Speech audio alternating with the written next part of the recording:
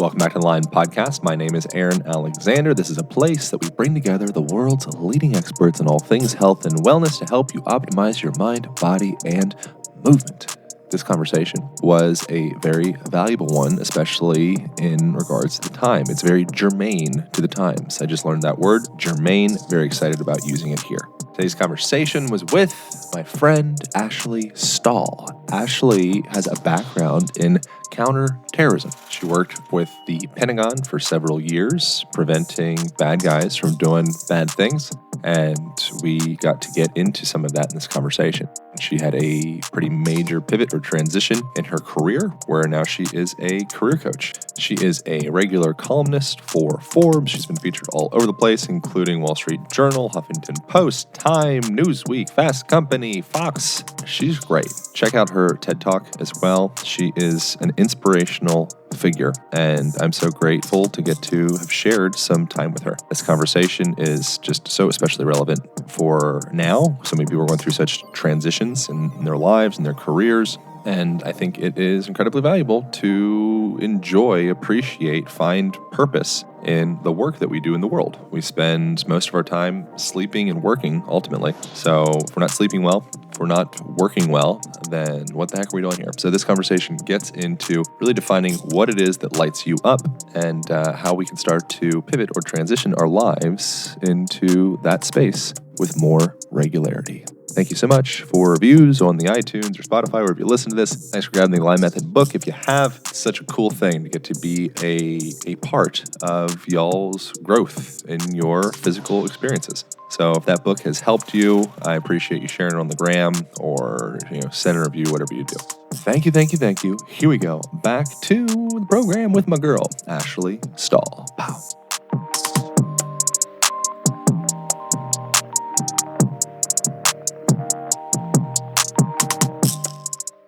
I share OCD tendencies. I feel like you have no OCD tendencies. How could anybody... No, I'm highly OCD. Are you kidding me? What are you kidding? You don't wear shoes. Like, people who don't wear shoes aren't allowed to say It's they true, have my OCD. feet are disgusting. Yeah, come on. No. You don't get to say you have OCD if you don't wear shoes. No, it's not like a disorder, but I have tendency.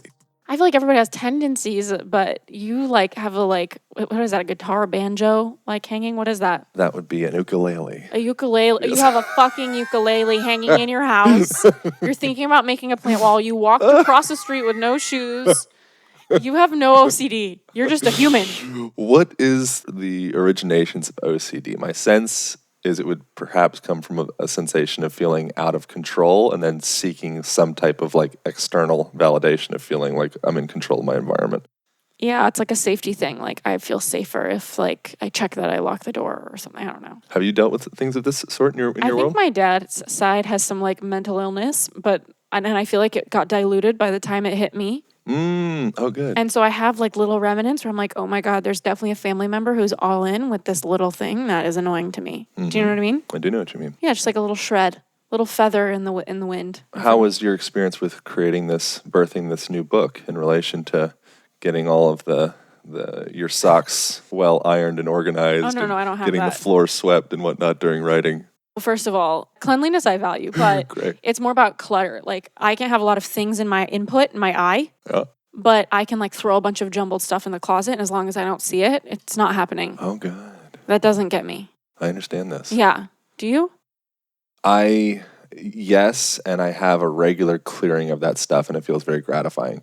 My preference is to have a internal map of all of the shit in my reality. So if there is a box just filled with, all the disgruntled, disorganized, chaotic stuff, I know we don't see it, but I know, and it's like a little prick inside of my mind. All right. Fair enough. I eventually will end up getting after it. So you did a book. I wrote a book. Congratulations. Thank you. Is it, how was the experience putting it together? It took me longer than most people because I changed my book deal around and ended up refunding my original publisher. Yeah.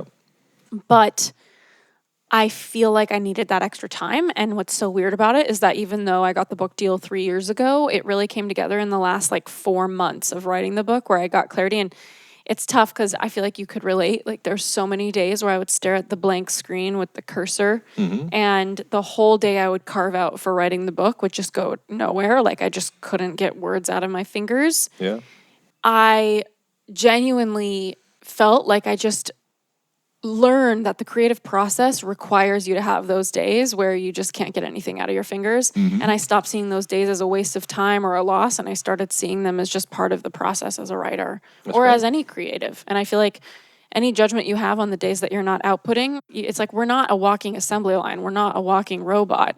Like being human looks like, and creating great work looks like having 3 days that you stare at the cursor and nothing comes out of you. Yeah. And then yet in Bali, 5 a.m, I woke up with inspiration and wrote the entire introduction from my book in like a half hour. It was 1,500 words that just flew out of me. So it's like just realizing that what process looks like and having patience and trusting yourself to be able to keep creating something.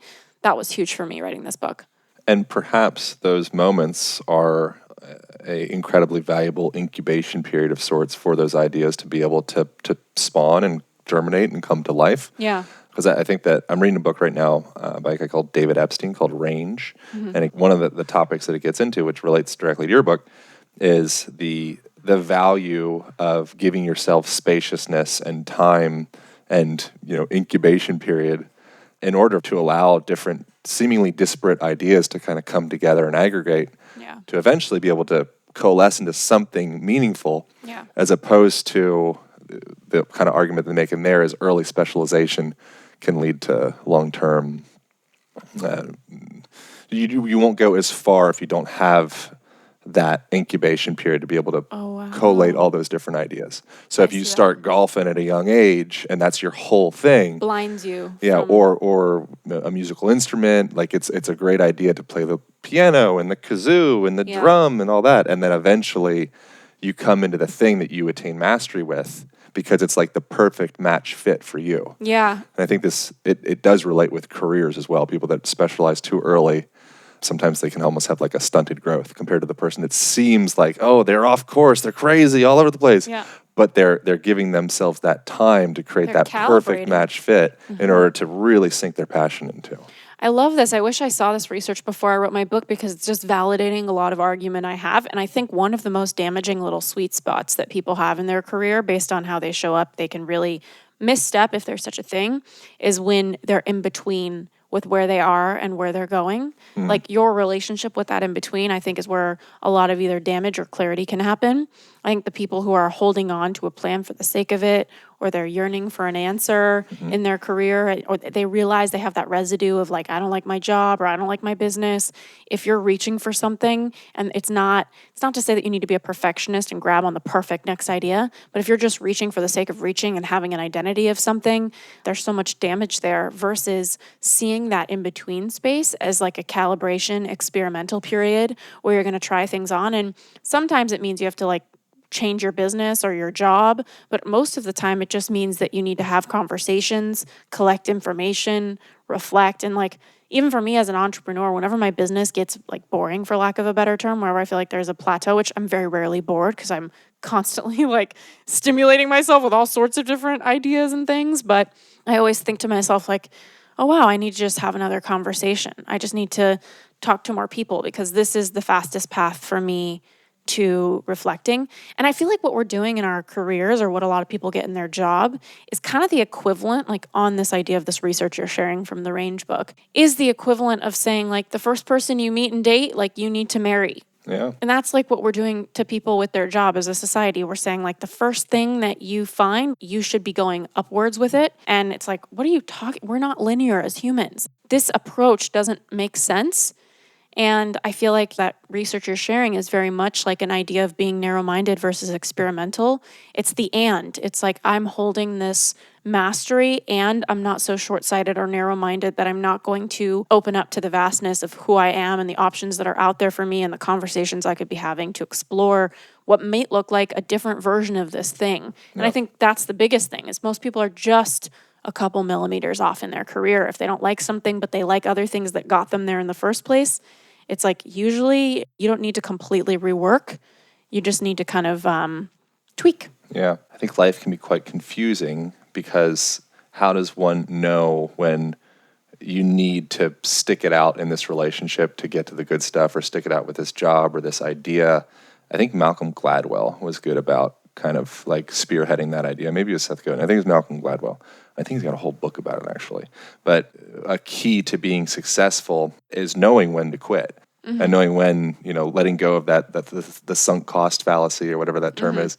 Is it sunk cost fallacy? Yeah, it's a theory of sunk cost. Whatever it is. Yeah. And that's something I see with myself. If I sink so much time and energy into a thing, I can get to a point where I almost just close my eyes and say, like, fuck it, I'm going to keep on going because I put too much into it, mm-hmm. which I think that can be really problematic. Yeah.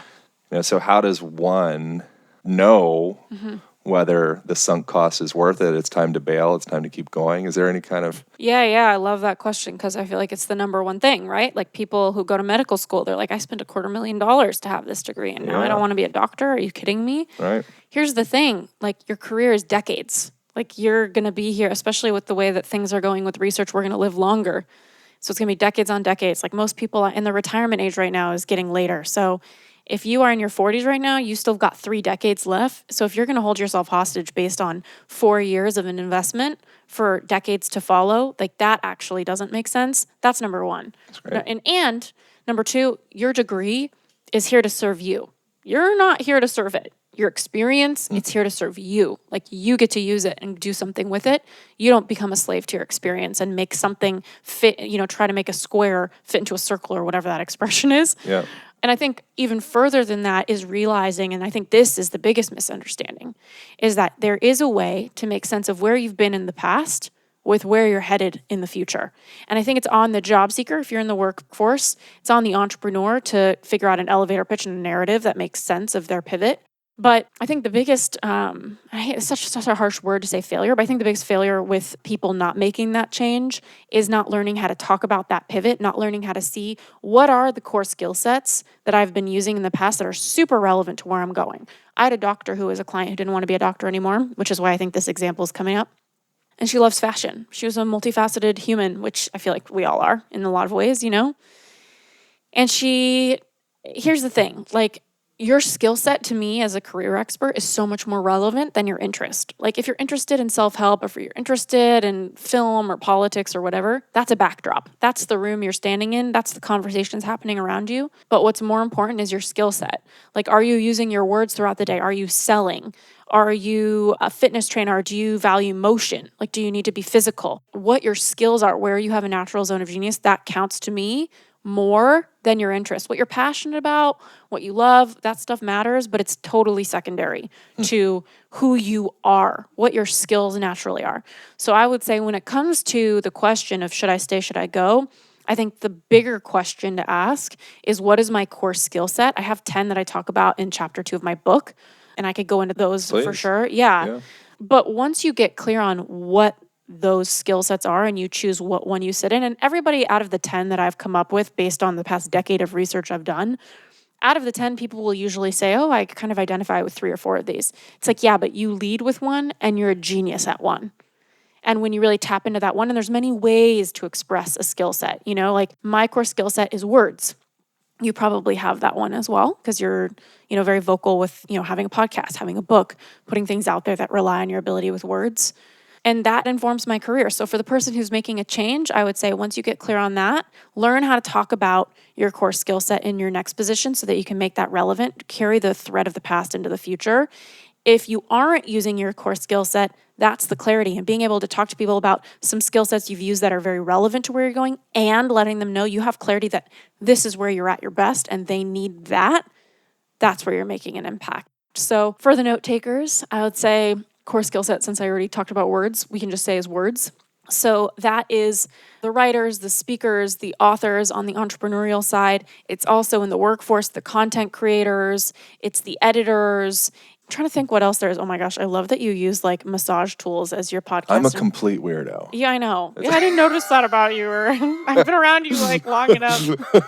Not everybody has like an acrobat swing right when you walk in. Yeah. Like I know you're in like Venice, Santa Monica, so you kind of are like, oh, that's normal. It's not. The quintessential. It is. Venice. You got plants and an acrobat swing and a massage tool. What was the movie with they go to Hawaii and the guy can't? There's the surfer bro guy and they're getting getting married and Is it Russell like the Brand's 50 in it. dates, 50 or? First Dates. Yeah. I think I'm kind of like that like archetypal Venice guy. Yeah. You know, like Russell, whoever the surfer guy was. I'm kind of like that, but for Venice. Oh my gosh. You are. You have a lot of Venice vibes. When I see you coming with your no shoes, I'm like, fuck yeah. Well, I wear shoes outside. Yeah. Oh no, today maybe. No, I was wearing shoes. Yeah, but I've seen you many times in an outside setting, and I have no judgment. I just enjoy it. I'm like, good. this is really good. I appreciate that. Yeah, because you have to know, obviously, that most people are wearing shoes. Like, that's a good point. Do you know? So it's kind of like, oh, there's something, there's a pattern interrupt happening, and it's you. The big thing is I'm not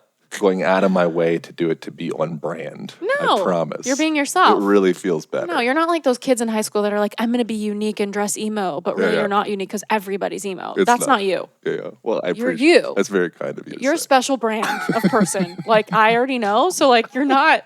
You're very special. Thank you. I do kind of have I think like we some balance each stuff. other. We kind of have like a polarity thing. Well, because I'm neurotic and you're grounded. You know what I mean? What? I mean, I'm like selectively spiritual. Yeah. Whereas I'm kind of like just ballistic, amorphous, kind of floating Jello. Well, you're like flying into the sky, but then like your shoeless feet are on the ground. That's right. You know what I mean? I'm just on the ground over here. Yeah, that's correct. Yeah, slightly neurotic, but like totally great. And you come from a background of counterterrorism. Yeah, we'll talk about skill sets. So I started my career in national security, which has given me a huge stick up my ass, probably, and a value of justice and integrity and doing the right thing and protecting. So I think I grew up with a natural desire to protect people. I think that comes from my family. So I had a little brother he's really smart. I mean, I still have a little brother. He's 30 now and I'm 33. So he's not really a little brother. He's younger than me, but... What's your birthday? I'm not going to ask your May sign. 29th. Okay. Yeah. July. You're July, so you're a Leo. Yeah, I'm a Gemini. 87. Yeah, so every minute of me, I'm 87. Yeah. No, I know. That's why. Yeah. I was like, what if we came out of our mother's yonis at the same moment? Mother's yonis. I've never heard a man say the word yoni, and it's incredible. That's great. This episode could literally It's the only word I think is minute. appropriate for vagina. Vagina sounds like some type of throat illness. I just say vag. Ugh. You don't like that? So gross. Yoni? People's name is Yoni. There's people out there that their name is Yoni. Do you think the guys from Israel that are named Yoni are thrilled that we are referencing a vag? Punani? Oh, that's even worse. That's the worst one that you said. Continue. Okay. You were fighting a good fight. So speaking of skill sets, so for the note takers, words can be number one. One thing to ask yourself is, are you an introvert? Or are you an extrovert?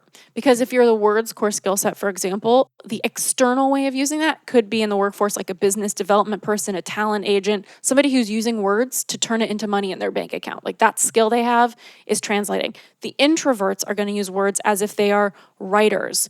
Their process is going to be more internal, and they're going to die in a job that requires them to be peopling the whole day, for lack of a better term. I don't think that's a real word, but you know what I mean. So you probably have words as a core skill set. You also have motion as a core skill set. That's another core skill set that I have. The motion skill set is the people who are down to be on their feet or they want to be in motion in some way. It could be a tour guide. It can be a fitness trainer. It can be somebody who, their expertise is around motion. Your little acrobat swing here is a real giveaway. You value motion. You value flexibility. There's a skill in that. Like some people can't be moving like you can, and it's not natural, and it's not a zone of genius for them. Yeah. Another skill set, talk about the Pentagon, is analysis.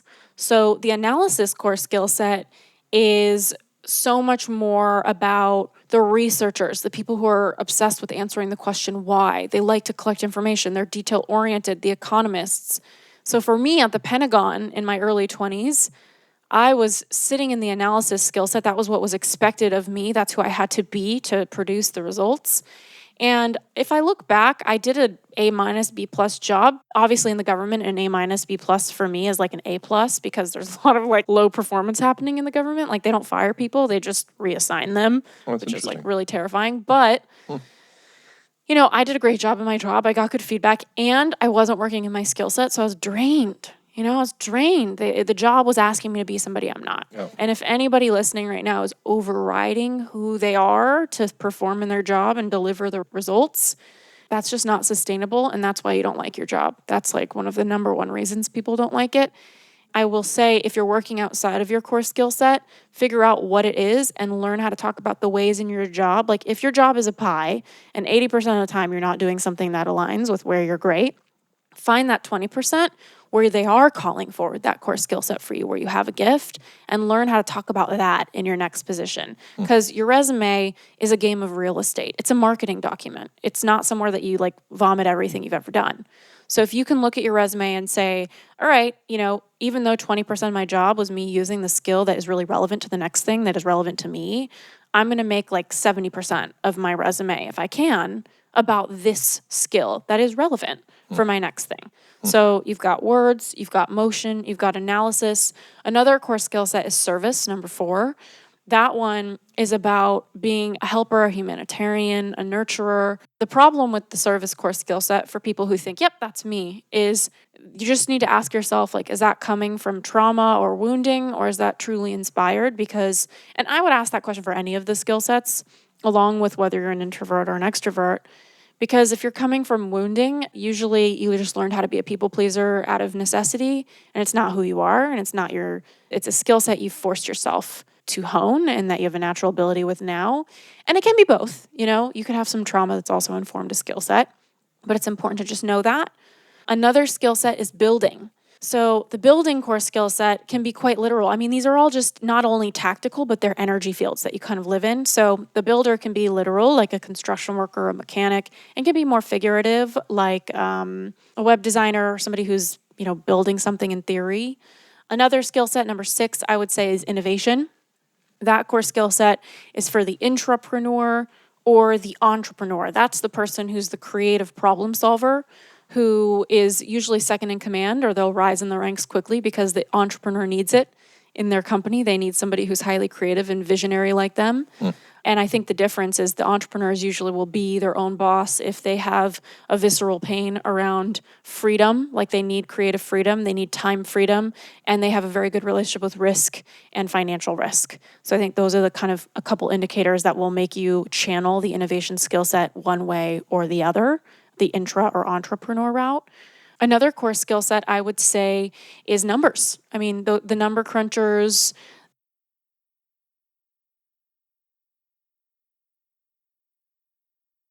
I think that might have been 8. Is it 8? I thought. Yeah, I'm not a number guy. You and I both. I lost so much money in my business because I didn't know how to just add, When were you losing money in your business? Well, my business did about $5 million in 2 months, and I had this crazy experience I read about in my book where I was failing for a really long, not failing, but I was just not succeeding in the way I wanted to for a long time. And I spent a lot of money and I was in a lot of debt trying to get my course out there. And then one day my webinar on the internet worked and it just became an ATM and money just started falling from the sky. And I just got 7,000 customers in what felt like overnight. Cool. And I didn't know how to manage money. I was scared I was going to lose all my money. So I had a dad who lost all his money, and I learned at a young age, don't do that. And so the fear of not doing it made me do it.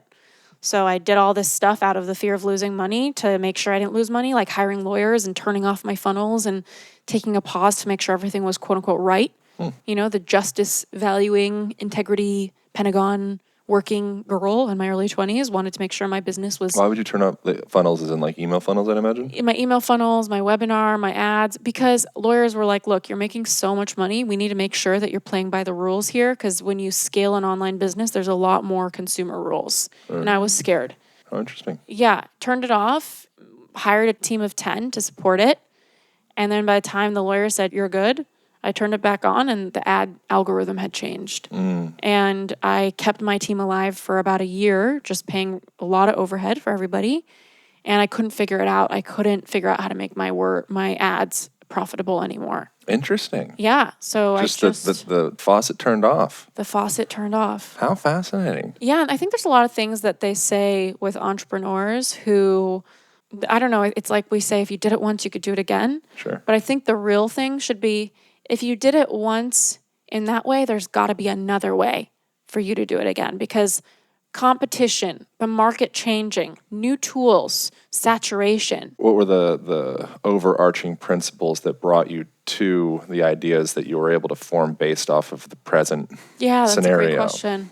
So it's not so much, okay, cool, I did those specific actions, A, B, K, J, D. I figured it out. It's like, no, what brought you to that formula? I think it was believing in something. And I think I was in a lot of manifestation, like the principles and law of attraction principles that, like I said, I'm kind of selectively spiritual. So I'm spiritually open, but then sometimes I'm like, it's too far. Yeah, we went from like Pentagon, anti-terrorism, linear, Welcome OCD to my inside of my brain. The secret. Yeah. Well, you know what? Before I even do that, let me look. I can give people a list who are listening because I have a whole list right here of these skill sets because these are important. So let's just say for my note takers, 1 is building, 2 is innovation, 3 is words, 4 is motion, 5 is service, 6 is analysis, 7 is numbers, 8 is technology, straight up the artificial intelligence.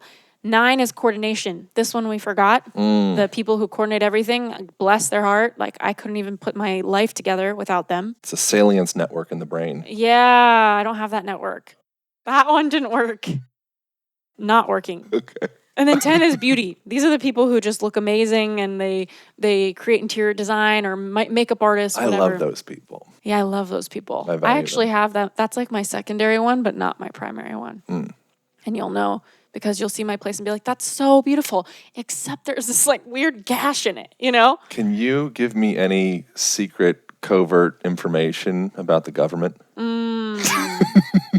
What? No, there's like, I'm so looped out. When I was aliens. I want to talk about aliens. Oh my God, you really are the Venice representative. You and your aliens. I mean, I do believe there's life on other planets, but I thought Trump was coming out with wasn't he? There was some kind of information that it was part of like the COVID bill, something or another, but like apparently they're going to talk about aliens in the next 3 months, and the aliens said that we got to do that. I probably heard that at Air One. Oh my God, you super heard that in Line Air. Anything you hear in Line at Air One, I respect. No, this is real. But just take FDR's approach, like Roosevelt's thought, like trust but verify. You know what I mean? Especially in Line at Air One. Praise Allah or trust in Allah, but lock up your teepee. Hold on, now I'm conflating. Where did you get that one? Is that cultures. Tie up your camel. Oh my gosh. Yeah, that's a good one. That's an old Sufi saying. Oh, I was like, that's cool. Yeah. Like you going into the Quran. Trust in Allah, but tie up your camel. All right. I've never heard that one. I feel like all these cultures don't do that. Okay. That's very Venice too, is to just be like, I'm going to get this tattoo. I need to remember it. No. Yeah, exactly. I'm like, your little statement is a Post-it on the wall. That's not a tattoo on your stomach. Thank you. Yeah. Don't cast pearls before swine. That's a Post-it on my wall right now. Why do you have that on there? What does that mean? I like to try to remember things. And so what does that mean? That's a biblical statement. Okay. Don't cast pearls amongst swine essentially means if people don't want to listen, don't force your ideas upon them. Oh, I love that. And it ends up actually for several reasons. One, it's just a waste of your life and energy, but it also degrades the quality of your ideas and yourself because now you're putting yourself into a place where people are kind of, they don't give a shit. And so now that idea loses power. So save the idea for people that'll actually be able to, masticate, digest, enjoy. Yeah, well, I mean, if you are in judgment on somebody, you're not going to have an influence on them. It's the opposite. Do you know what I mean? If you're judging somebody, you're not going to influence them. That's a Martin Luther King quote. Is it? Yeah. This is podcasting, the most quotations podcast in I've never even heard that quote. I just think that often. If you have contempt for a person, something along the lines of if you have contempt for a person, you'll never be able to, create peace, have a conversation, be able to, See, he said something along the lines like if there is some kind of subconscious contempt towards a person, there is no conversation. Yeah. So first you have to come from the place of how do I find compassion and actually truly put myself into this person's shoes, i.e. like present political situation. Yeah. It'd be really great if we could do that more often. Yeah. Because if you're going into this scenario having that contempt, then the foundation isn't there. Yeah, it's kind of like what I was thinking about when people were invading the Capitol building, whatever that day was. Right. I was just thinking like and then there's people against those people, which I get, but when you're in againstness, you just are againstness, and then you're just the same thing, which is, not productive. Why did the Senate get raided? I've been looped out of politics for a hot minute because I think I had a hangover after I worked in it. But I will say that back in 2010 when I was training at the FBI, they used to say... It's such a cool thing that you can say that, by the way. Really? Yeah. For me, it was like back in 2010 when I was like homeless kicking my ass. Hawaii. Totally chasing around punanis or whatever you call that shit. Yeah. That's amazing. Very different background. Yeah. No, I remember they used to say, because I studied, my master's was in it was in international relations, and then my emphasis was extremism. That's what I just studied. And, I think I just got that master's to hide from the world, which is something I talk about in the book. Like, don't get a graduate degree as a socially acceptable way to just hide from the world. Like, it's not productive unless you have an intention behind it. Or you have a ton of cash and you just want to be a student for life, in which case, go for it. I would totally join you, you know? But, I remember at the FBI, they used to say, look, you guys have all studied extremism. We need you to understand the number one security threat in the United States is not an Islamic extremist attack on a mall. It's a neo-Nazi white supremacist. How fascinating. It's been 10 years that this has been the threat. And there's been little, uprisings. If you start to look into it, you'll see, in Indiana, there'll be, a Sikh temple and a weird shooting. And there's races. I mean, white power and that whole movement is terrifying. And it's real. And I think that what we are seeing right now, you're saying, why did it happen? It's because this group has been hanging out for a while. And I do think that, we're all just a bunch of little fruit gushers, when life kind of corners us, stuff comes out of us. Yeah. And I think society has cornered us, having a pandemic, having the Black Lives Matter movement, having Donald Trump. There's a lot of divisiveness in our society, and the political parties are more rifted than ever before. Yeah. There used to be kind of a middle. Doesn't really feel like that, even though people are in the middle. People actually have a lot of opinions that are very much so one side or the other. Certainly. So I think that just creates a little fruit gusher vibe in society where we're all just squeezing out stress and attacking the Capitol building. But what I will say is really terrifying about it for me is one thing I learned working in the government is that there's processes. So if you want to make a bill into a law or you want to make a concept happen, there's a process. But when you change a norm, when society's cultural norms change, that's very hard to go back from. So we have not had it as a norm for people to invade our political building and our political representatives. That's just not an American norm. That's shit you see in Iraq. That's stuff you see in Bahrain. That's not here. And I just have different friends in the government, and this is no secret, but I am seeing that this population does have some things that I learned that ISIS has. Some of the ways that they're coordinating, selecting military personnel, and the way that they're recruiting does feel very much like a terrorist group. But what was your day-to-day like when you were doing the counterterrorism stuff? What is the term? Counterterrorism? Yeah, is that right? Yeah. I worked a lot in international development as well. The program that I worked on was taking the government's best civilians, the highest performing civilians, the most senior people in the different government institutions, and sending them to Afghanistan to help in the Ministry of Defense and Interior during the time when, I don't know if anybody remembers this, because, who remembers things unless you're in it, where we were in Afghanistan. We had, boots on the ground there, and we were pulling out, and NATO was helping us pull out. My job was to help the transition, so I was deploying people, and I was in charge of making sure they knew what they needed to know to deploy to Afghanistan and be seamless. And there was this thing going on in Afghanistan at the time, and I read about this in the book because a lot of the book was me processing, having worked in counterterrorism. And I knew that a book of me just saying, I worked in this, and this is my memoir, and I'm 33, isn't that interesting. Maybe it's a little bit, but not enough to make it your time, Sure. And so that's why I turned it into our 11-step formula to figure out your career path. I didn't do 12 steps because it felt like AA, but I had a 12th thing, so I just kind of wove it in.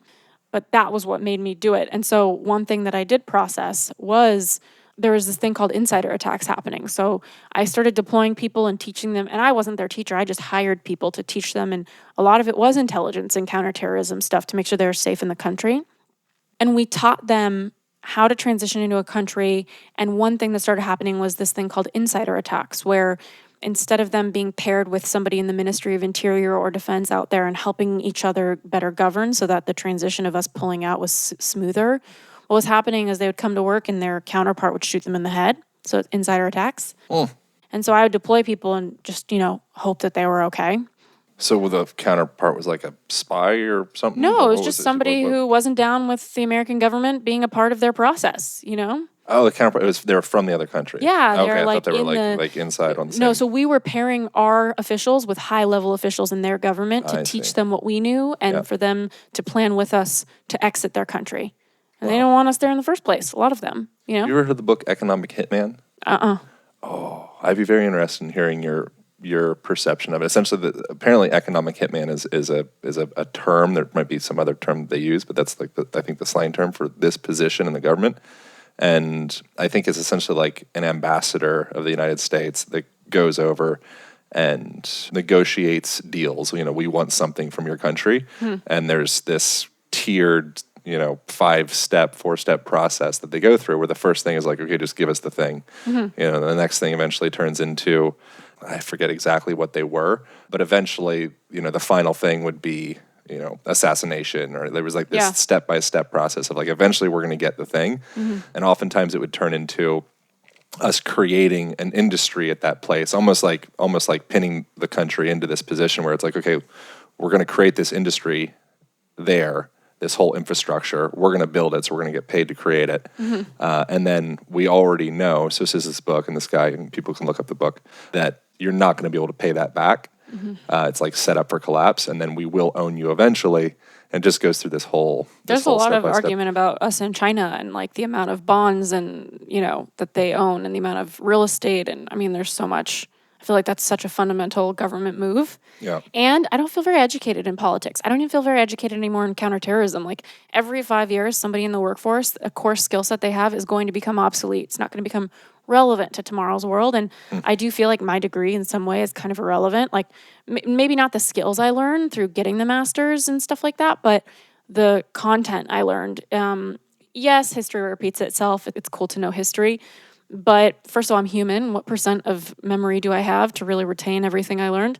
And number two, I studied Al-Qaeda. Like, when's the last time you heard somebody talk about Al-Qaeda? Never. Like, nobody talks about them anymore because we're too occupied with other things. So then it was ISIS. Now it's neo-Nazis and the pandemic and Black Lives. It's just different social issues. I want to take a moment and thank our sponsors. We are brought to you by our friends over at Element. Element creates some of the absolute hands-down best water enhancement supplements that I know of. What the hell is a water enhancement supplement? It's a term that I made up. Essentially what they do is they have these delicious flavored packets, various different varieties, that include a perfect blend of minerals to support your nervous system, also to make it so that your water is actually able to permeate your cells. So it includes sodium, potassium, magnesium. They come various different flavors, raspberry, citrus. My favorite personally is the cacao, which is a new version. It's very exciting. If you are interested in trying Element for absolutely no cost. Well, you got to pay for shipping, $5 for shipping. You can get yourself a free sampler pack that includes the raspberry, the citrus, the raw unflavored, and also the orange salt. And they'll send it right to your door. And if you end up purchasing any in the future, then you get 100% money back guarantee if you are not absolutely in love with the product. So if you want to get yourself a free sampler pack to check it out, you can go to drinklmnt.com/align. That's drinklmnt.com/align, and you will get yourself a sweet free sampler pack to check this stuff out. We are also brought to you by our friends over at BioOptimizers. BioOptimizers has been a company that I have supported for many years. I stand behind their products, the sourcing of all of their ingredients, and I am especially excited to share the Cogna Biotics, which is something that I've taken myself and I find a lot of value in it. It's specifically geared towards mood enhancement via supporting your microbiome. So 90 to 95% of the serotonin in your brain, your body, is created within your gut bacteria. Crazy. Also, quite a bit of dopamine is created in the same place, and it's a pretty big deal. The things that you put into your face, the exposure that you have to, say, healthy soil, getting out in nature, being around animals, kissing people that you want to be kissing, exposing yourself to the world is one of the most important ways to support your microbiome, your health, your happiness, your longevity, all of those things. Cogna Biotics is a perfect blend of prebiotics and probiotics to support the internal jungle that is your gut. So if you want to get yourself 10% off to see how this stuff impacts you, you can go to biooptimizers.com/align. That's BIOPTIMIZERS.com/align. And you get yourself 10% off on that mother flipping purchase. If you don't love it, they'll give you 100% money back Guarantee, no questions asked, no big deal. Try it out. You got your whole cognitive function, happiness, longevity, and all things to gain.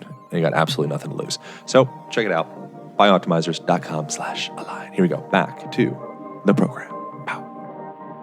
What was your lens, to go back to like the Martin Luther King paraphrased quote that I destroyed? It's nothing at all like that. What was your relationship to Al-Qaeda while you were in that place of observation?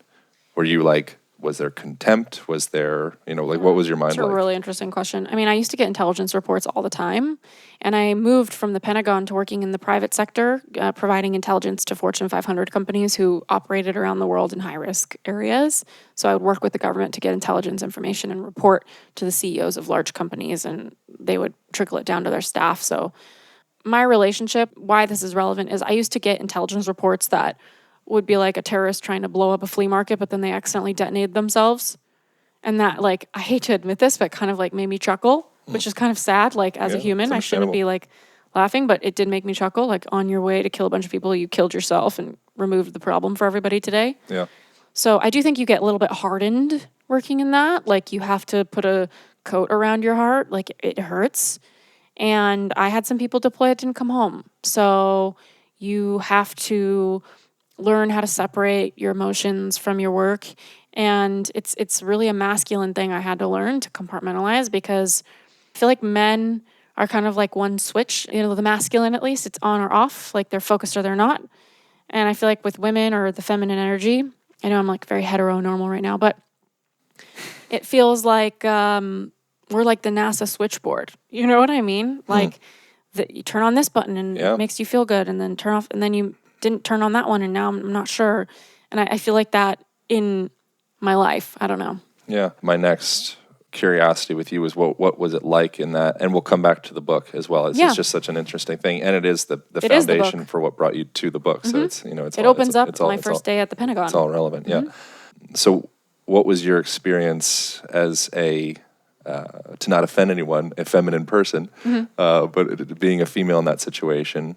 What was your experience with that? Was that like challenging? Was there kind of compensation that was happening where it's like, okay, I need to be more masculine, or did it feel comfortable? Yeah. Well, if you don't have military experience and you work at the Department of Defense, they're already kind of going to scoff at you. And so I was just this girl, like I kind of felt like Elle Woods, you know what I mean? Like I had a resume and I had my master's and I spoke foreign languages, so I was qualified from an educational standpoint and interested and high energy, which is what got me my job. Like I got a huge job opportunity as a contractor coming into the government because they kept having colonels in my role and they learned how to delegate in the military. And so they were doing a lot of delegating and they needed somebody who could do the whole job. So I came in like super peppy and hyper. And I handed my resume off to the head of my bureau in the department that I was in the Pentagon. And he kind of like scoffed at my resume. And so what I learned was like throw up and show up. Like I used to like go to the bathroom and literally get sick. I was so nervous and stressed and I felt eyeballs on me.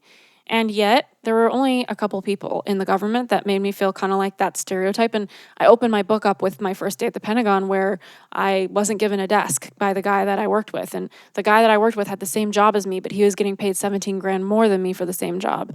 And he made a joke on my first day that I write about where I was like, where's my desk? And he gave me this chair and was like, we don't have a desk for you yet. And you just need to earn it, just like people in Afghanistan. Women have to earn their desk. And so I walked into sexism, but that's not normal. I actually feel like there's a lot of really good people working at the Department of Defense. Like I had a very positive experience with most people. I get that there's stereotypes and stuff like that. I did harden, but that was more for my own coping. And I do think we all come up with different coping mechanisms to survive our lives and the choices we make.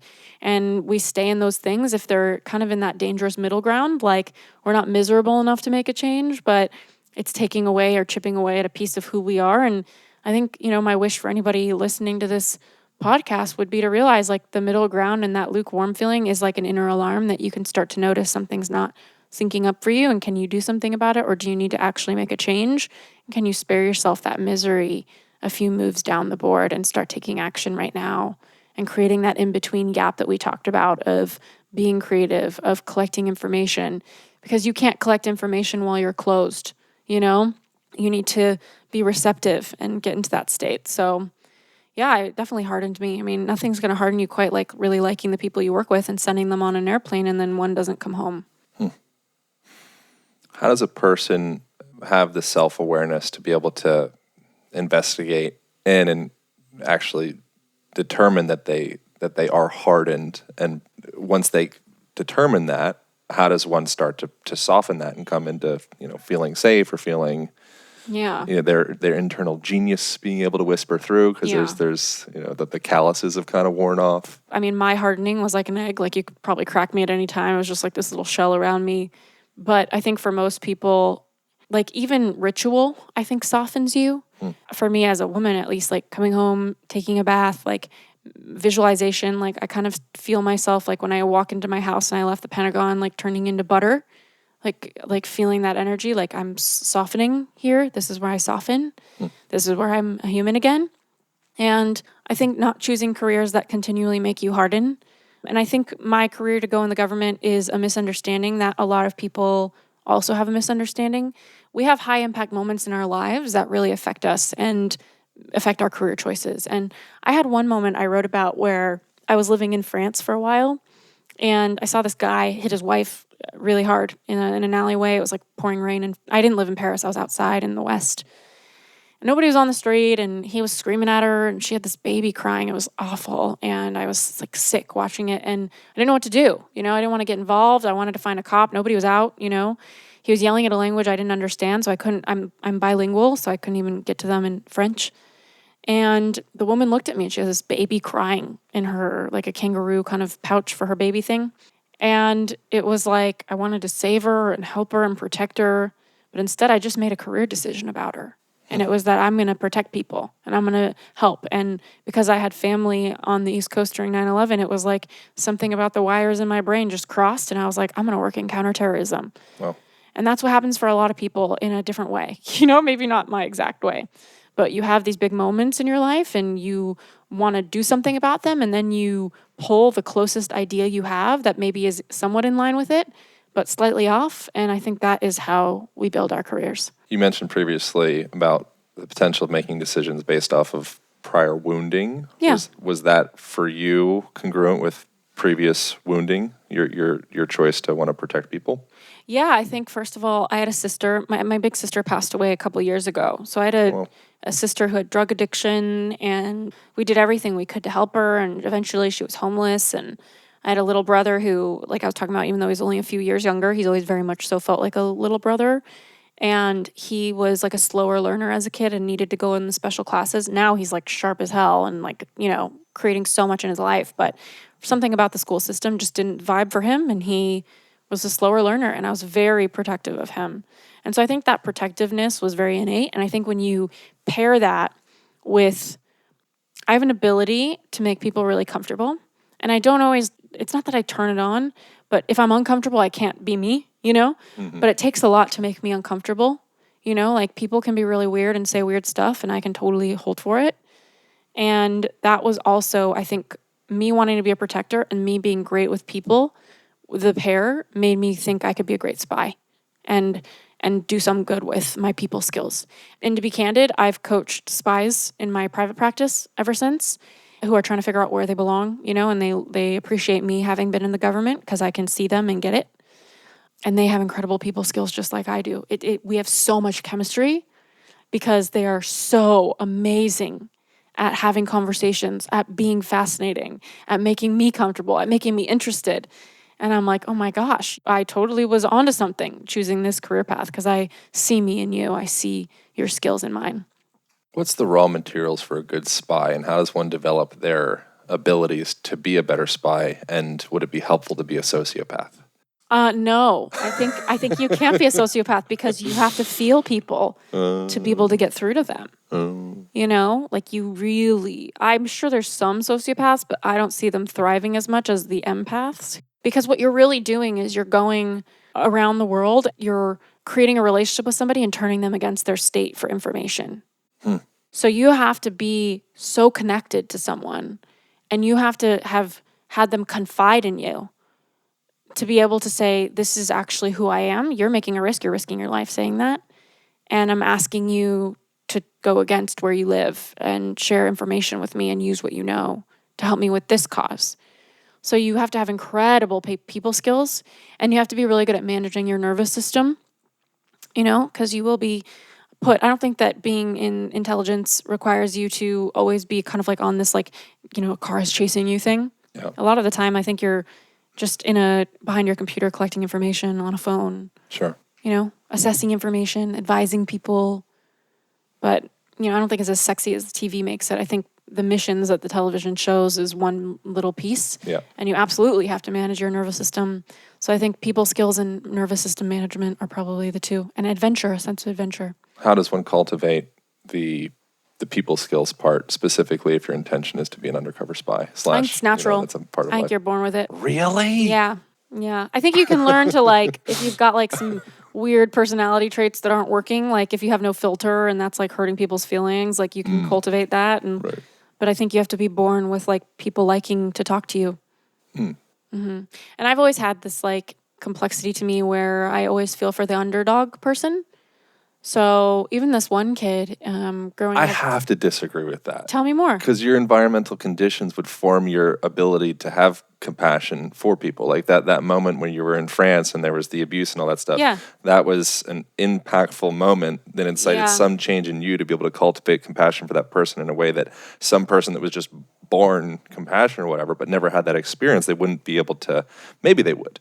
But I think that all of those novel experiences through the span of a person's life and perhaps, ancestry of their parents and all that stuff, which is just a continuation of you. It's still your environmental conditions. In my lens, cultivates a person's capacity for compassion. People can have radical change, but I do feel that my cells and my DNA, I came in with a ability with language. It's the makeup of my brain. I have a very colorful vocabulary. I'll use words all the time that my partner will be like, what is that word? You're erudite with your I don't even know what that word means, so you can tell me. And I have some humility about it, so. Erudite's another word that's on my wall. Erudite essentially is a person that is eloquent with describing their field of expertise. Isn't that ironic? What if I couldn't spell grammar right now? That would really just put us under. But no, I feel like there is an ability with language that is in my brain, and even in... I think it's erudite. See, now you're messing up your word that really impressed me, so now I'm a little worried about it. Yeah, good job. I mean, probably if you're in Mississippi or something like that, it's probably different. Yeah. Maine. Yeah. But ever since I was a kid, I always loved English classes, and I was the words one. I was horrible at science and amazing at words. That's just forever. Do you think that could have been some type of compensation, the feeling the need to be able to express yourself? I think it was a need, but I think it was also a talent. And I think that's why people who are good with words are healers, because it's kind of like the person who has an illness and they keep going to see doctors and they don't know what it is. And it's almost like even if it's the worst illness ever, there's a healing for them just having somebody that knows what it is so that they just know what it is. Yeah. I think that's what healers do with words. For me, I think there's something, especially in my book, being able to help somebody figure out what they want to do with their career path, or my podcast, anything that I've put out there, me channeling words as a way to make sense of things that people feel, but they don't know how to put the words to and explain and connect with other people about. Me being able to give them that with words, I think that makes me a healer. And so I think I've always had that, and I've needed that for myself. I think having a sister at a young age who was a drug addict, who I really loved, she was very much so a big sister role in my life. It wasn't like she was cracked out and not there for me. She was mentally ill and had a drug problem, and also super cool. And in high school, won best dressed, and she was the student body president. You know what I mean? These are the things, these are the complexities for me of growing up with siblings who had different needs and who softened me into being in an environment where the people I love had setbacks. Do you feel at peace with her transition? Yeah, I feel really connected to my sister, and I had a lot of paranormal experiences when she passed away that I still kind of haven't. I mean, it's not like I'm trying to make sense of them, because I know that things aren't supposed to always make sense, Yeah. And I think there's an ego to trying to make sense of it with my five senses, when I think assuming that my five senses are the only senses, or the invisible has nothing. I think there's an ego to that. And they might not make sense now, but most things in the book and career and all that stuff, perhaps it will make perfect sense in 5, 10, Yeah, exactly. Or not. Yeah.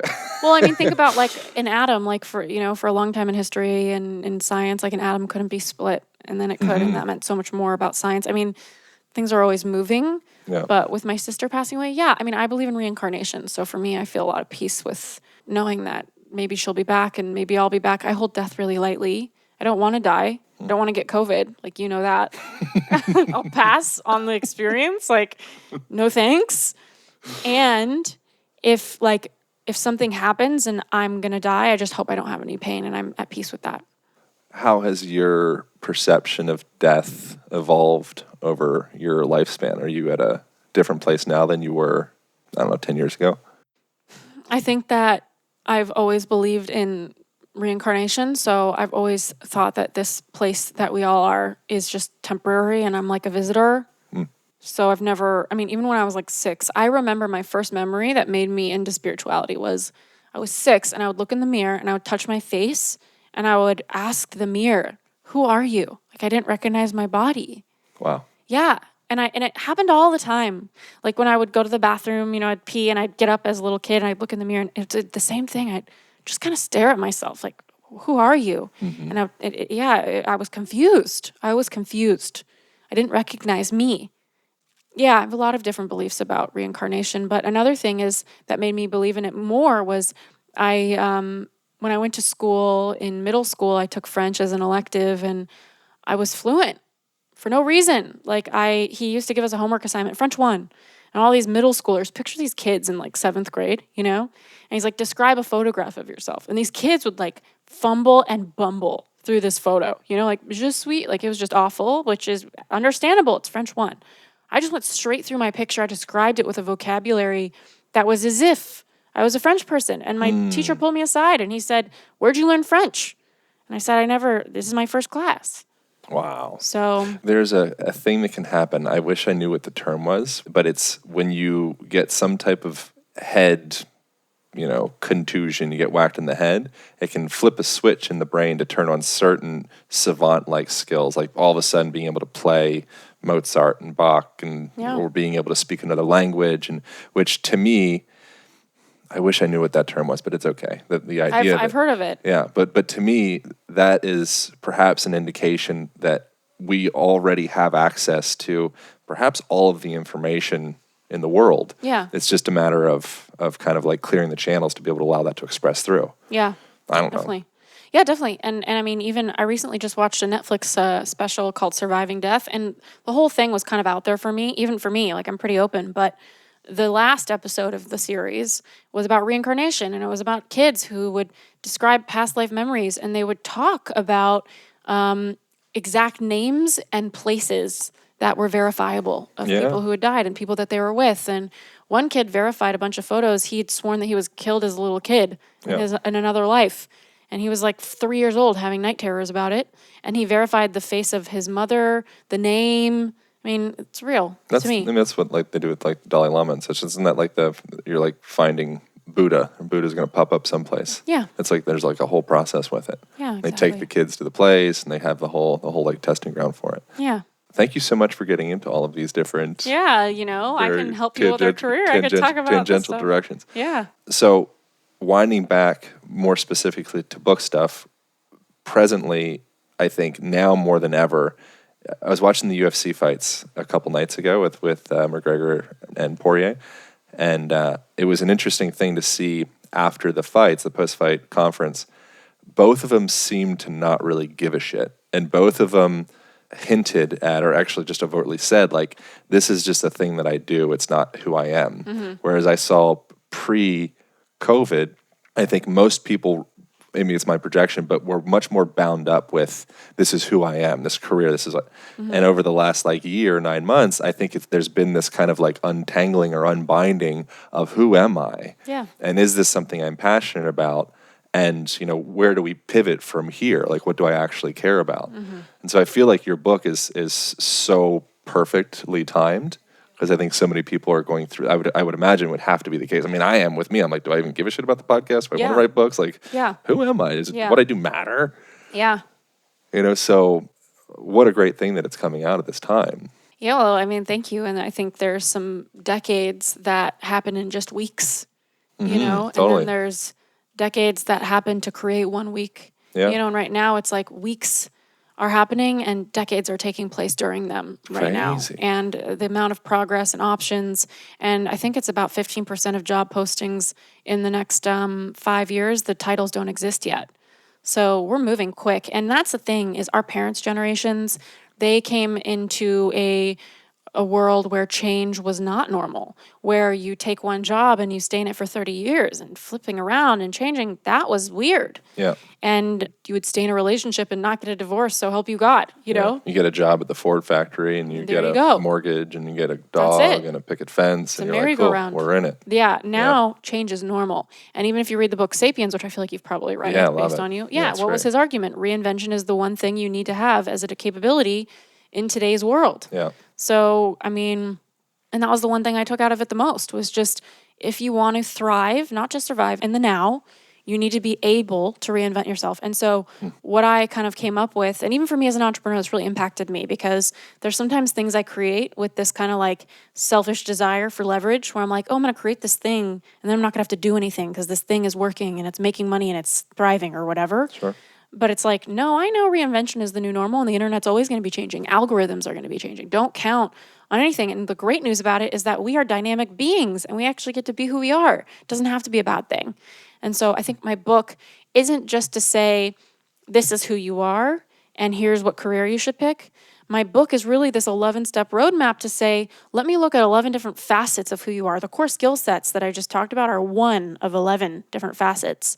And how do you put these together to make sense of your next move, knowing that there isn't just one title or type of business for you? We're so expansive. We're so different as each of us as people. And, you know, even when I started, I used to kind of cringe when I would watch like a YouTube channel that would be like, the world needs your gift because you're so special. Yeah, I used to be like, no, we're not. We're all the same. Yeah. But I realize now we are special. Like everybody does have a little bit of a different imprint of how they do something. Sure. And it's memorable, you know? And so I think the game of life and channeling it into a career path is, are you willing to experiment enough? Are you willing to hold your career lightly enough? Are you willing to calibrate enough? Are you willing to stare at your cursor on the computer screen enough for you to kind of get that clarity and reflect enough? And it's not about being paralyzed and in perfectionism, but really in activation in your career, collecting information and honoring who you are and using your career as that vehicle for your self-expression. I love that so much. You know, that's why I call it U-turn. Make a U-turn. Do you know the origination of the term genius? It's like an old Greek term. No, but I would love to know. Genius, that was with the Greeks back in the day, that was everyone had genius. Like you're a genius. We're all genius. Yeah. Genius was just those internal whispers that we're able to hear if we listen closely enough. Mm-hmm. But most of us there's so much static with all of this kind of identity structure, who I think I'm supposed to be and what I think I'm supposed to do. But from their perspective, I think it makes sense that beneath that, if you do allow the spaciousness to allow that to come through, I think we all have access to that. Mm-hmm. But in a lot of ways, it's almost like I don't know that our education system is really structured for genius. No, I think that there's a fine line. I think there's a gift in our education system that people are kind of overlooking as we fight it. Like, I do agree that the education system is somewhat of a box, and sometimes people don't fit in the box. I think there's value in the discipline of like homework. Like sitting down and doing work, even if you don't want to do it, that's life. And that's the thing about follow your passion and do what you love. I don't believe in any of those, and I write about those in my book a lot, like all of those tirades that we learned about. It's called work because sometimes it is work. You know, like I believe that if somebody likes what they're doing 80% of the time and they're using their core skill set, they're winning. Mm-hmm. You know, if 20% of the time it sucks or you don't like this thing, you're just working. And there's character to that. There's character building to that. Yeah. So I think the education system, in endowing us with a basic understanding of history, whether people remember it or not, giving you the opportunity to be exposed to that information.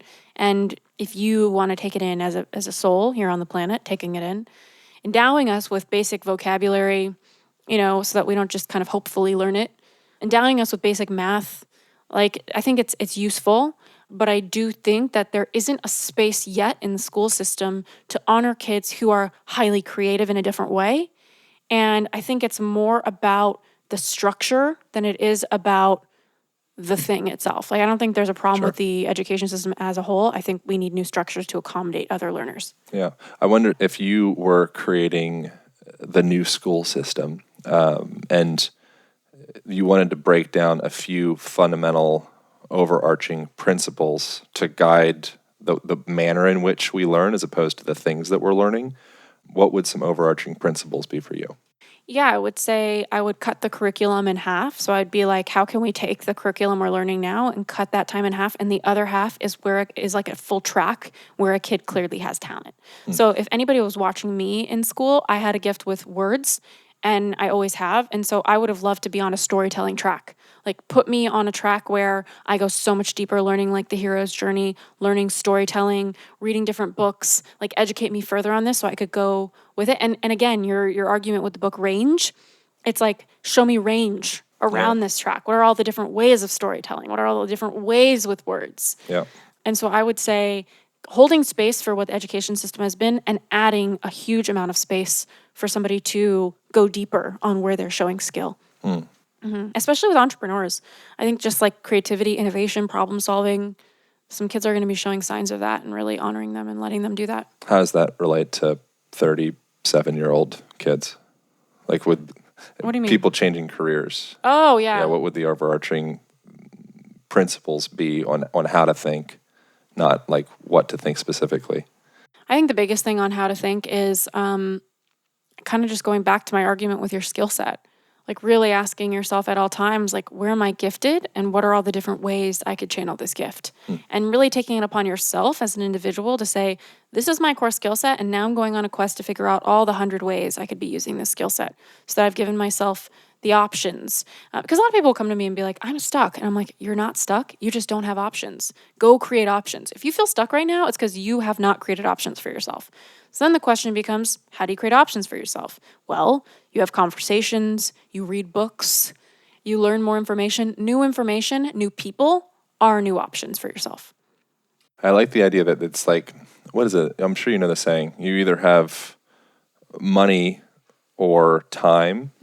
And if you're a person that maybe doesn't have a lot of work right now, but you have a lot of time, it's like there's some physics to it where it creates this spaciousness if you choose to engage it to learn and read and research and connect and network and like build something new. Yeah. You know, and then sometimes you might be at a point where you have money, you can pay somebody else to do that or whatever. But I've really personally really valued the times in my life that I have had a lot of time and had, I've pretty much always had like enough money. It wasn't like overflowing. Yeah. But there was this currency in time that I think sometimes we can have too much time and it can feel like anxiety ridden. Yeah. But it's like having a reframe of that of like, oh, I have this time. That's potential for me to actually invest and engage that. But sometimes I think it's like time can be really scary. Yeah. Yeah, absolutely. It can be really scary. And I don't know, I think the sad thing for me is people don't use their time the way they want to. I think that's more scary. You know, it's all we have here on this planet. And for me, as somebody who believes in reincarnation, at least, it's like the argument is that there's a bunch of souls just waiting to come down. So whether that's true or not, there's something really fun about getting to be here. And it's all kind of a work of art. Like, I do think that especially in spirituality, they talk about like, we're here to learn lessons. And I'm like, what if we're just here to be here? What if it's just cool? And you look at artwork that people are paying millions of dollars for, it will never match an actual sunset at the beach. And you get to go see that every day. Yeah. So it's like, I just believe that we get to be here. And so to me, the biggest travesty is people who are suffering and not realizing where they get to be. And it's not to invalidate their suffering. I think that's part of the human experience. But I would say using your time in a way that feels good for you is everything. And if you don't like what you're doing with your time right now, like accept it. Like a recent TED Talk I gave, the question I ask is, what do you know that you wish you didn't? And I love that question because it forces people to really look at what they know that they don't want to know. And those are usually the things that hold the keys to their freedom. What do you know that you wish you didn't? I know that I don't enjoy peopling. Like, for example, I've been hired for so many different keynotes, and I love like getting up there and giving my talk. But afterwards, I'm actually not the most social because I've emptied myself out. Yeah, I feel that. And it's really inconvenient for me in my career because I literally can't take on as many keynotes as I would like. Like, it really is a big line item in my revenue that I have to accept. Like, this doesn't work. I can't take on 50 of these a year, you know?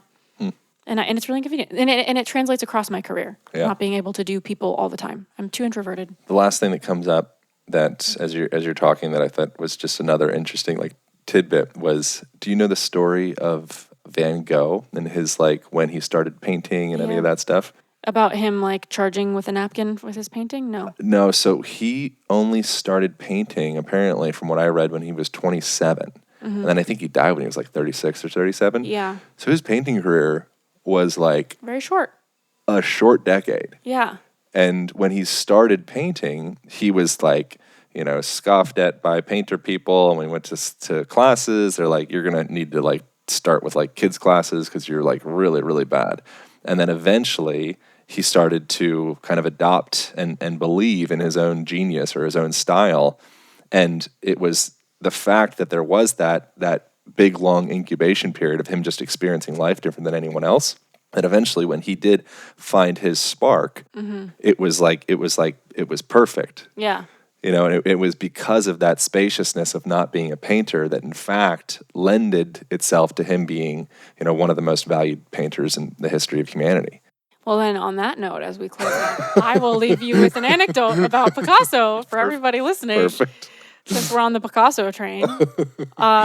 Okay, so let's just pretend that there's a guy walking into a bar and Picasso's chilling, you know, having a beer or whatever he has. Probably wine. He's more bougie than beer. That's right.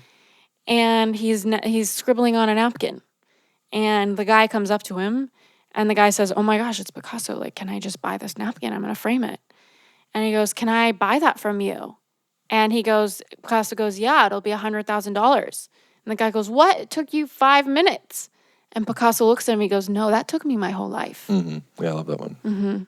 I've read that one and I love that one. Value your time and trust your journey and trust that your soft skills and who you are is a part of your becoming, and you don't just need to learn tactics and tools. There's something about who you've been for your career.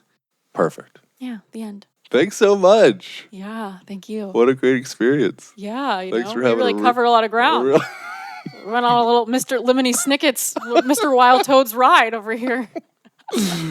Something that I learned from a buddy called Steven Kotler, who we're doing a podcast with him coming up. He's just a brilliant writer and interviewer and all that stuff. I very much value his perspectives on conversations in general. One of the things that he said that stood out for me is never ask a question that could be Google searched. And that's like always my intention, is to just not waste anyone's time with something that you could just press into the Google and try and, you know, be with parts that are like, okay, we're just not going to find this anywhere else. So I appreciate you being open to divulging. Yeah, thank you so much. I mean, I feel like if you Google search my book, I just emptied my brain out. Good. Yeah. That's good. So where should people go? Okay, well, I have a podcast called the U-Turn Podcast. You've been on it.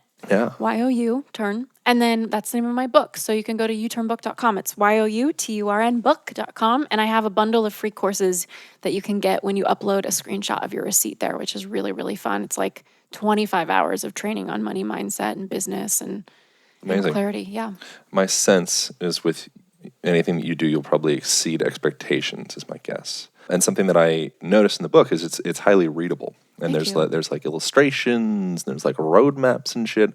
Yeah. So I haven't read the whole entire book. From what I gathered going through it, it looks fantastic. So congratulations. Thank you so much. Yeah. All right. Thank you all for tuning in. That's all we got. Over and out. Pow. Thank you all so much for tuning into that podcast. If you enjoyed it, please share it on the internet. Instagram is a fine place. You can tag Ashley Stahl at Ashley Stahl, spelled STAHL. You can also tag me at Align Podcast. Good chance we will reshare your post.